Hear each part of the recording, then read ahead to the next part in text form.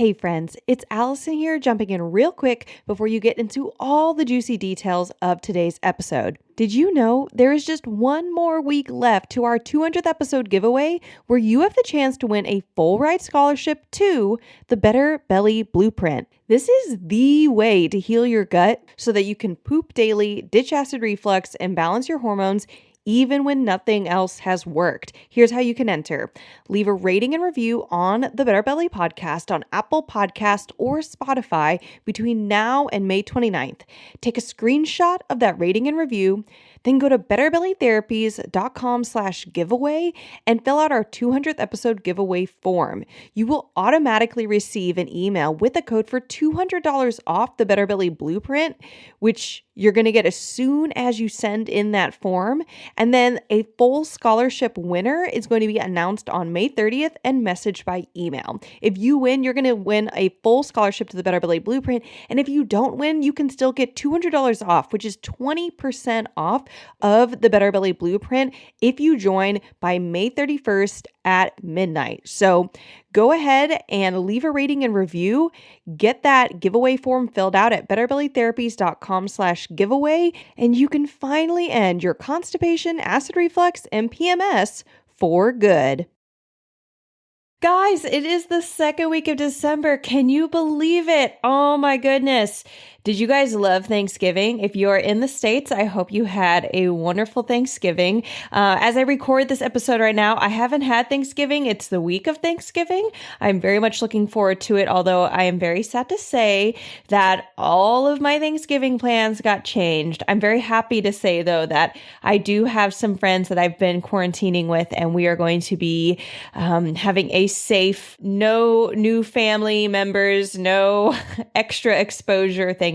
And I'm so grateful to be having a little bit of community this holiday season. And that is why I'm going to be creating this episode today. The holiday seasons can be so stressful, and this year is no different. In fact, maybe a little bit more so. There's, even thinking about how Black Friday, don't know if you guys did Black Friday. What is Black Friday going to be this year? I don't know. You guys probably will by the time that you're listening to this episode, but I don't know. Who's going to show up? Are people going to be in person? Is it safe? I don't know. So that is why we're having today's episode. It is all about stress reduction. I'm going to be taking you through part of my framework for helping women get healthy, and stress is part of it. I hope that you so enjoy today's episode. It's just 10 ideas of ways that you can reduce stress this holiday season. 10 ideas pre-brainstormed with lots of application points, and I hope that today, after listening, you pick at least one to implement, maybe a few more, and find that your holidays are just a little bit less stressful.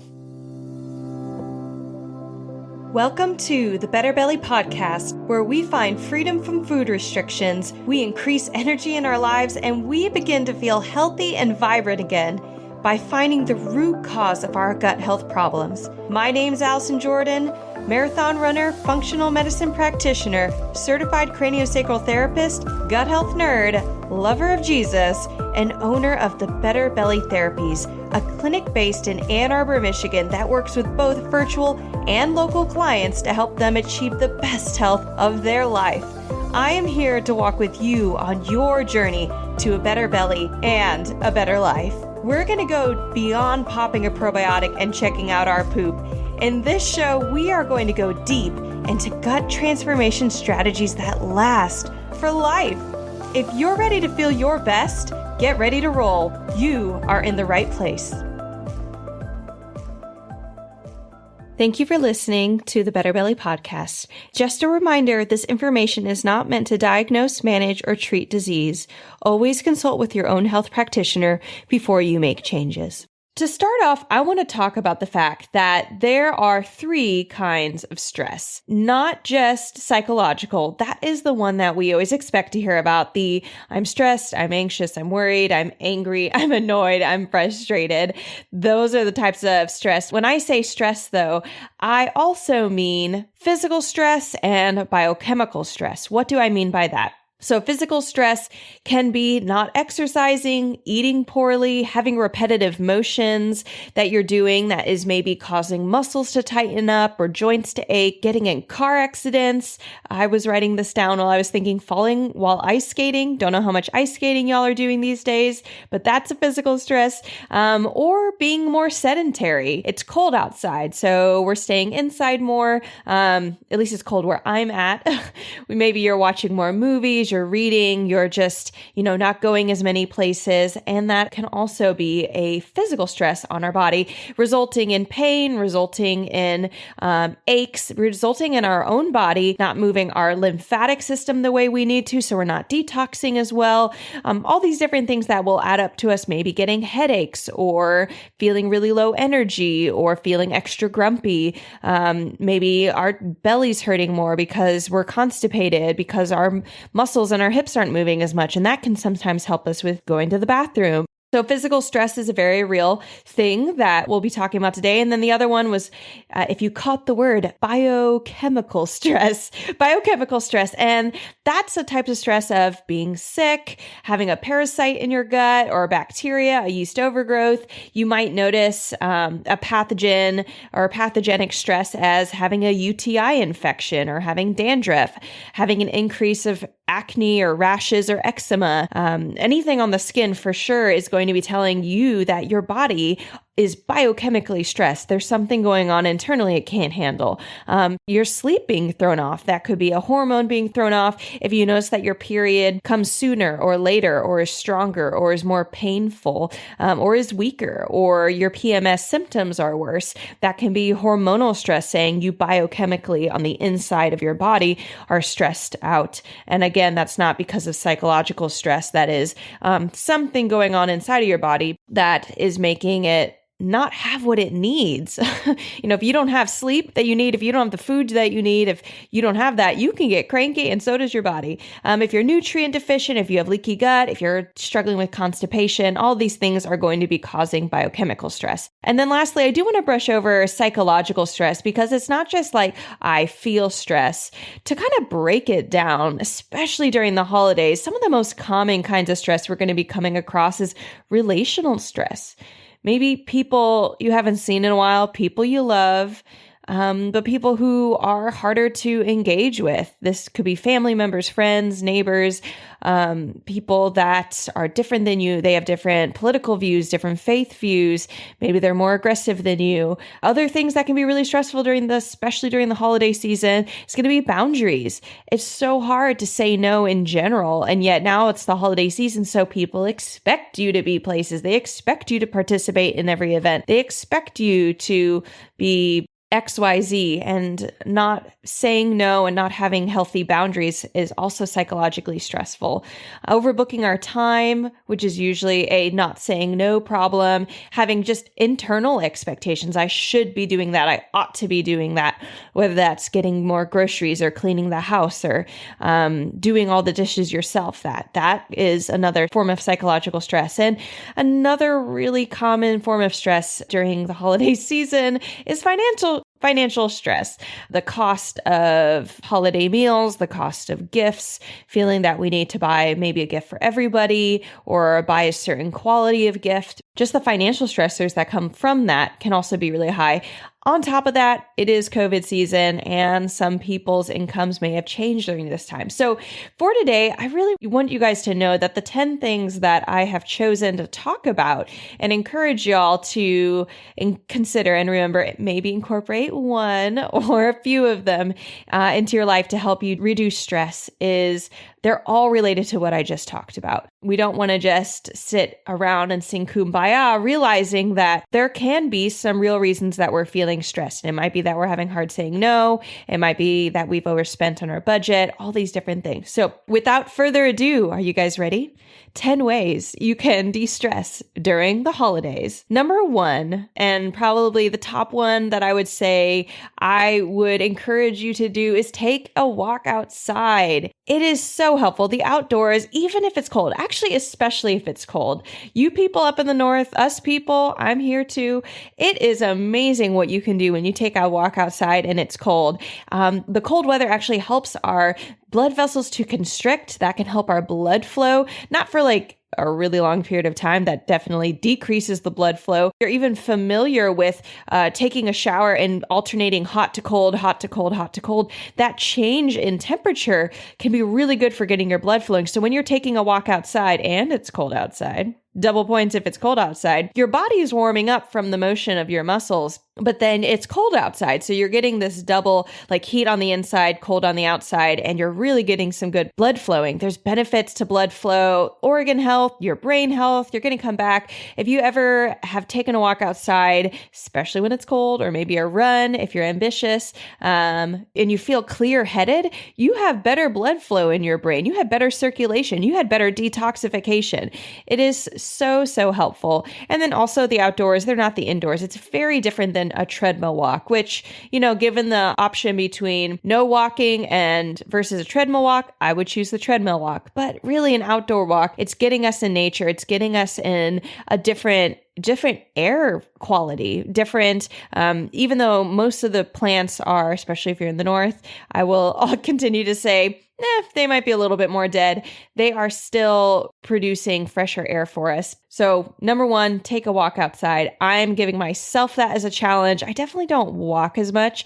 I'm a bit more of a runner, but I have 2 runs planned for the week of Thanksgiving right now. I'm sure I'll be making more plans to run. I grabbed a friend. Actually, it's a girl what is she? 13 or 14. And I've just been meeting with her regularly to encourage her and pour into her life. And she loves to run.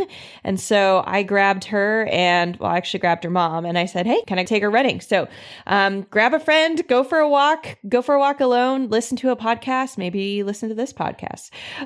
We will definitely be having a new episode coming out on Thanksgiving Day. So keep an eye out. But actually, it's past Thanksgiving. Oh gosh, we're going to have one coming out the day before Christmas. I believe that's a Thursday. So we'll be active throughout the whole year. Listen to our podcast. Number 2, say no to something. A note on this, there's no need to be aggressive. Maybe sit down if you're listening to this podcast right now, or pause it, whatever you need to do. Pull out a sheet of paper, pull out your calendar, and look at all the things that you have planned to do. Maybe there's something you don't want to do.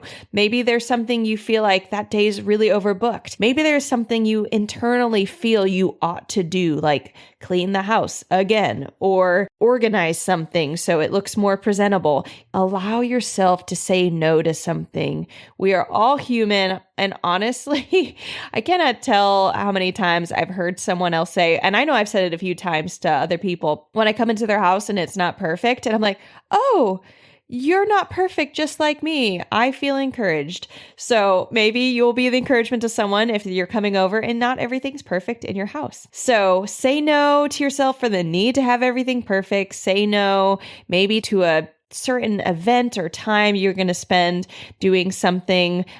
Take a nap, go for a walk, read a book, say no, rest. So good. All right. Number 3, set up time for yourself.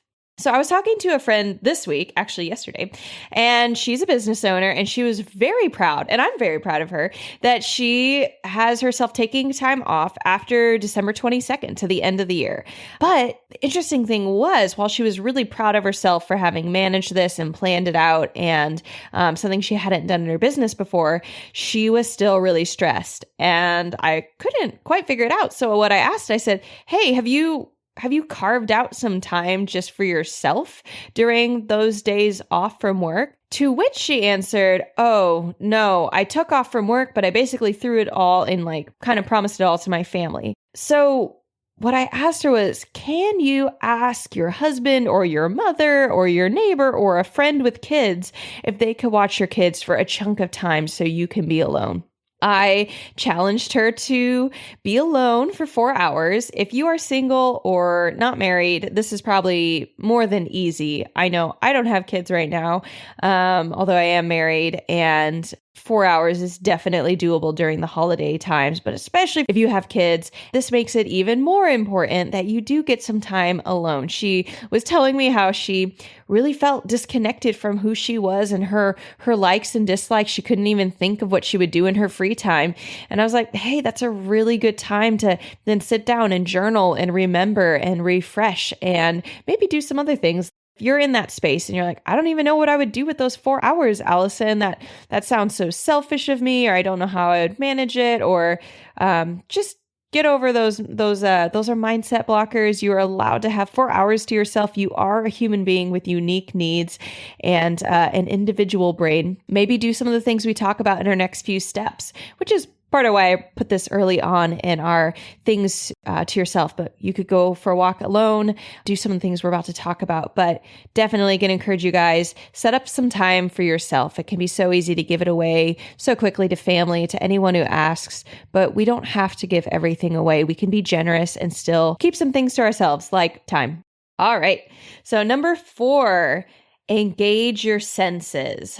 So we know that engaging our senses in positive things is extremely therapeutic to our minds and our bodies. It helps us decrease cortisol, our stress hormone. It helps us increase our happy hormones, such as dopamine and serotonin. And so when we engage our senses, you want to think about your 5 senses, which is touch, taste, smell. Guys, I'm blanking on I don't have them written down here. I touch, taste, smell. We're going to keep moving on. I have stuff here written down. You have nice smelling candles or essential oils. So that's smell. Maybe bake something if you want to. A hot bath. That is touch. Fuzzy socks and slippers, also touch related. Music, hearing. I think I missed that one just now. Music or the sound of I have done this in the past. I also have friends who did this a lot. They loved it. They would actually go onto YouTube and get a fake fire. There is a 3, maybe more hour YouTube video where it's just the sound of a fake crackling fire. It's actually quite wonderful. I have done it on my TV and that shows you this big fire. And then I have actually taken a heater and thrown it in front of me because guys, I don't have a real fire. If you do have a real fire, start up your real fire, get that going. It smells great. It looks great. It sounds great. It feels great. It touches so many of our senses. The only thing you can't really do is taste it, which is why you can do something like hot chocolate. I love making a dairy-free, sugar-free one, mainly because it just helps me not peak in my blood sugar super crazy. I use almond milk, Hershey special dark cocoa powder, because I love dark chocolate. Dark cocoa powder is amazing. And I use 2 packets of monk fruit stevia, little packets, and salt, because salt really helps with flavor all the time. So it's basically dark chocolate sea salt, hot chocolate. It's amazing. Dim your lighting. You can get a book, a puzzle, a movie, call a friend, do whatever you want while you are engaging your senses. Sit there and meditate, journal, catch up on your thought life, whatever you need to do. But here's the interesting thing. If you are listening to this, I want you to know I personally have had a hard time with engaging my senses. I'm kind of like a go, go, go person. I'm an Enneagram 1. I'm more about productivity. And so taking the time to just light a candle and grab a blanket and put on fuzzy socks, I didn't take the time to do it, but I did have a roommate who did this so well.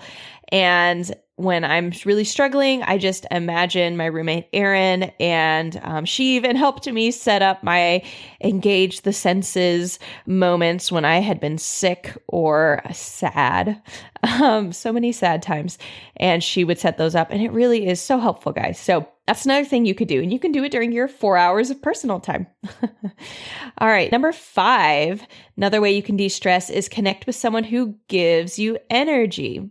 So over the holidays, we hang out with lots of people who may or may not give us energy. And I already mentioned we probably love them. We miss them. Maybe we haven't seen them in a while. We're happy enough to catch up with them, but they don't necessarily give us energy. There are people, however, in your life who give you energy. They are encouraging. They have funny stories. They're easy to talk to. Whatever it is, whenever you hang out with them, you feel more energy. You always look forward to hanging out with them. They're really positive. What I want you to do right now, pause this podcast if you must, or just keep listening, pull out your phone. I dare you, pull out your phone and just the person you thought of, pull up their name and text them. Can we connect in the next 2 weeks? Boom, period, done. You don't have to suggest a specific day. That's my hang up sometime. You don't have to make it fluffy. Hey, miss you so much. I mean, you could if you want, but they know you love them. That's what makes them so awesome. Can we connect in the next 2 weeks? And Yeah, that can be live. It doesn't have to be. Higher likelihood you're not able to be live with this person, but do a Zoom call, do a phone call, do whatever you need. Connect with someone who gives you energy. Number 6, a way to reduce stress during the holidays. Eat healthy meals. So plan to eat healthy, guys. And I know that you're like, I'm not trying to guilt y'all. This is not shame or guilt, but I know that one thing that has really helped me over the holidays is to psychologically prepare that I alternate my splurge meals with my healthy meals. It makes me feel so much better, and it really, really helps our bodies. So for example, you're going to have a Thanksgiving meal. Maybe that's at noon, maybe that's in the evening. 1 or 2 of those meals on Thanksgiving Day, maybe you only have 2 meals because you eat a lot. So at least 1 or 2 of those meals, plan to eat something that's lighter. Maybe it's more vegetable heavy. Maybe it's not as sweet and sugary. My go-to breakfast is oatmeal that I make. Doesn't have really a ton of sugar in it, just some fruit. It has good fiber in it. It's filling to me. I love that it's warm. It's simple, but I just really enjoy it. And so don't plan to eat, or maybe if everybody else is eating pancakes and waffles and then going to the next meal and they're eating, the turkey and the stuffing and all that stuff. Plan psychologically and maybe practically to be balancing them with lighter meals, with healthier meals. And that really, really helps the body digest and to the body to even enjoy the meals where you're like, ho, got pumpkin pie and pecan pie. It's so exciting. But balance it out. Also, if you are trying to eat gluten-free, dairy-free, if you're on any certain restrictions these days, plan to stick to those. Plan to have treats that you can enjoy. And honestly, if you have other people who want them, say no to letting them eat your food if you don't want to share. If you prepare something that's paleo or keto or gluten-free, you do not have to share it with somebody who is not on a restricted diet. And just know that that's something you can have for yourself. I will say, I told the people I'm eating with, I'm bringing gluten-free pumpkin bread because I love that stuff. I am sharing it, but I do hope I have leftovers, and I might just buy enough to make a second mix. I'm also making homemade gluten-free Chex Mix because I also love this stuff, and it's totally unrelated to the holidays, but I do love Chex Mix, and I've made it once now, this homemade gluten-free stuff. It's amazing. And so I am just planning to have lots of that around that I can eat. I also have lots of dark chocolate, so the milk chocolate doesn't get me. The milk chocolate has dairy, which I don't do. It also has a lot more sugar, which I just try to avoid and have learned I feel so much better without. So that is another thing, just having alternates around for you. So when other people are eating their Chex Mix, you have your gluten-free Chex Mix. Or when they're eating their not gluten-free pumpkin something, you got your gluten-free pumpkin bread. Right, guys? Awesome. Number 7, budget. Okay, so I'm mentioning this not because I'm a budgeting expert. We're not going to go through any 10 steps of how to budget, but to put it on your radar that if you're like, oh, Allison, when you said financial stress, that really, really rang true. That is so me. That might be your number one thing to be like, hey, I really want to be intentional. And maybe this year you're like, oh, I've already spent all the money and it's already a mess. Plan for next year. If you have a spouse, if you have a partner who partners in your finances together, sit down with them and say, hey, let's have a plan for next year. Let's start saving let's open a new savings account and start saving a specific amount for Christmas next year, for gifts and for meals. Or if you're single, sit yourself down, have a little date with yourself, pour yourself some hot chocolate and plan for next year. If it's too late, or if you feel like it's too late, it's not too late for next year or the year after. And if you want help or don't know where to start, you can always start with Dave Ramsey's Financial Peace University. This is amazing help. It's very thorough, but a lot of times that is, if you feel like, wow, son, I don't even know where to start. My budget's just I'm stressed out about it all year. It's not even Christmas time. It's just, I don't have an emergency fund. I don't have savings. That would be just top recommendation of maybe that's going to be your big thing next year, is really getting budget in tow. And that can reduce so much stress and help so much with health. Number 8, keep an eye on your sleep schedule. And I just say that because, like, yes, we're going to maybe stay up and watch a movie, or you might sleep in because you don't have work. But we also do want to have a consistent sleep schedule, even waking up. Sleeping in too late consistently, while it might be telling you that you need to catch up on sleep debt, it also can make us feel worse because then we stay up later and then we sleep in later, we stay up later and we sleep in later. Our circadian rhythms get thrown off, and we might not be honoring the fact that maybe you're feeling tired, not because you're not getting enough sleep, but because there's other fatigue problems going on. There might be leaky gut. Maybe there's nutrient deficiency, which could also be caused by leaky gut, hormone imbalance, cortisol deficiency. Like, there's lots of different things that can be causing that fatigue. And so keep an eye on your sleep schedule. See, what do you learn from your sleep schedule? Do you ever feel like you catch up? Do you not? What is it telling you? Number 9, have time to be creative. So get the whole family around and sing a Christmas carol. Even if none of y'all are professional singers, it is totally fun, I think. If you think it sounds fun, do it. Do a puzzle, make a snowman, buy a gingerbread man kit. Look up a DIY project on Pinterest. Bonus points for it being edible. I love edible creativity projects personally. They're very rewarding. I'm not a big project craft person myself, but if it's edible, I am so much more motivated to do it. So being creative just helps us relax, helps us change gears. So often we're in our left brain, that logic brain, just making plans and trying to work around possible catastrophes and making sure the kids are happy and the kids get their naps and all these different things. Our right brain is where we do relationships. It's where we connect, and it's where our creativity is. And we need to practice using that side of our brain. I mean, because your brain, they pluck off neurons you don't use. And so really engaging in that right brain and making sure it's getting a chance to stretch its legs as much as your legs are getting a chance to stretch their legs.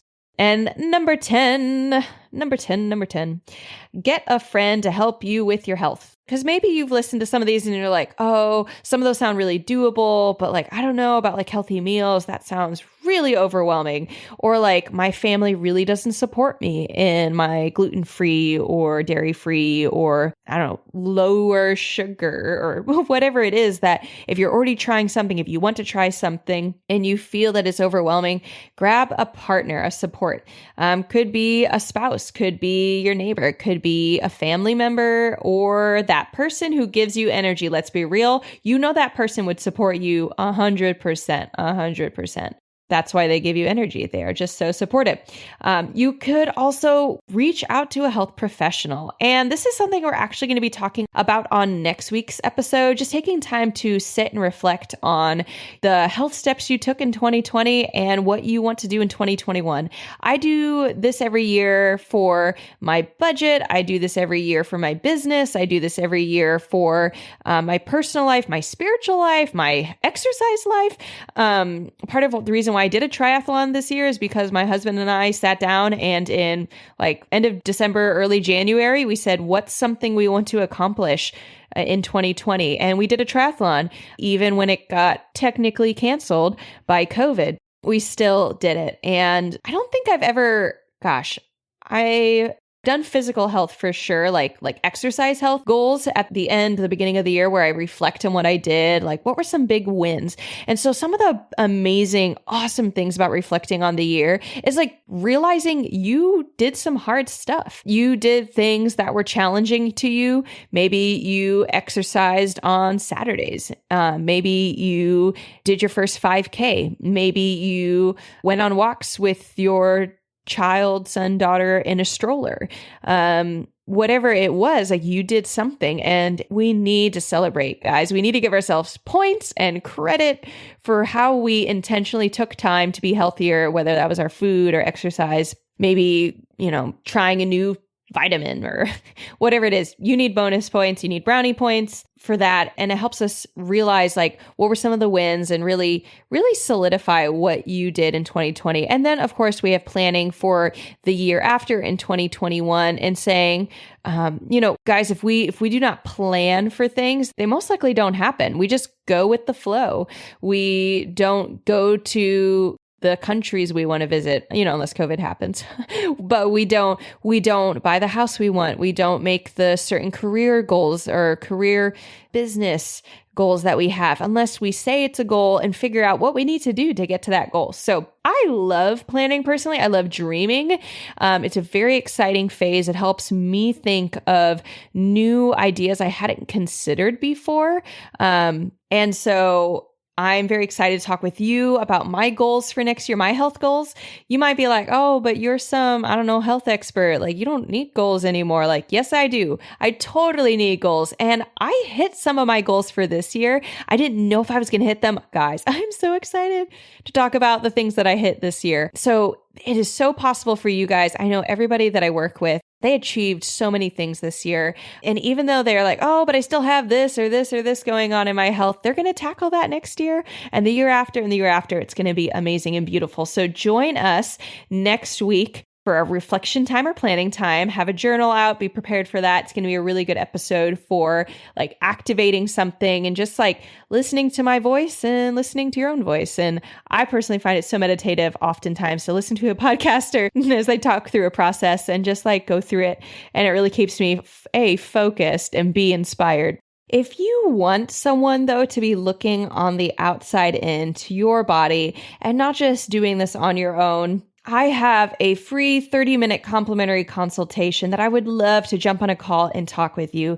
In our complimentary consultation, we talk about your health history. We see if working together would be a good fit for you so that you can see amazing results in your health. I know that I, for many years, just floundered around in my health, trying one thing, trying another thing, not really seeing results, being frustrated. And it was so helpful for me to get more guidance. If you would love to talk with me, if you are interested, considering, at all intrigued, you can go to betterbellytherapies.com/chat and set that up. Or you can just click the link in the show notes. It is down below. If you want just one question answer, though, I am so excited to be sharing that we are having a Ask Allison episode coming up January 14th. What is Ask Allison, you ask? It is a episode we're going to be doing quarterly, or maybe a few times more quarterly if we get lots of questions, where people can submit a question anonymously and we will go through them and let you know when we release the answer to your question. It's just going to be an amazing time.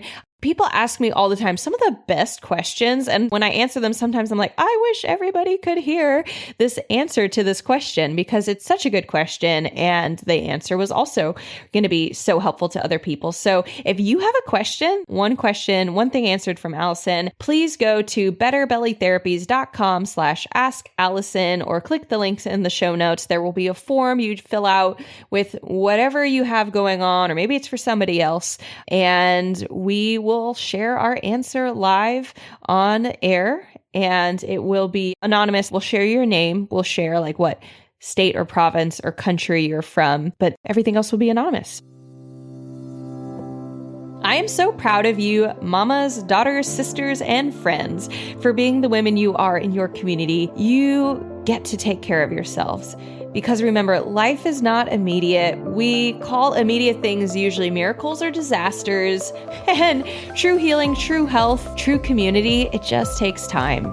It's a journey. And I'm so glad you have joined me on your journey today. If you love this episode, we have so much more coming down the line. Subscribe in our podcast so you never miss an episode. And if you loved this episode in particular, take a screenshot and share it with a friend. I cannot count how many times when I tell someone I'm a gut health therapist that they say, oh, I know someone who needs you. So send that friend a love note to their gut and do us a favor and pass this podcast along to them. Also, if you love this episode or have been listening to our other episodes, it would mean so much to me if you left a rating and review. Your rating and review helps other people just like you to find our podcast and find this amazing content that we're publishing every week so that you can have a better gut health and a better life. Other ways that you can stay connected in the conversation with us is by following us on Instagram and Facebook at Better Belly Therapies. We love connecting with our listeners, and it means so much if you drop by and said hi. Ultimately, remember, I already said this today, if you are feeling distressed or distraught about your health, there is no worries. Miracles are immediate, and while we want them as often as possible, true healing takes time. So it's okay, mama, daughter, friend, sister, if you are on a healing journey. Till next time.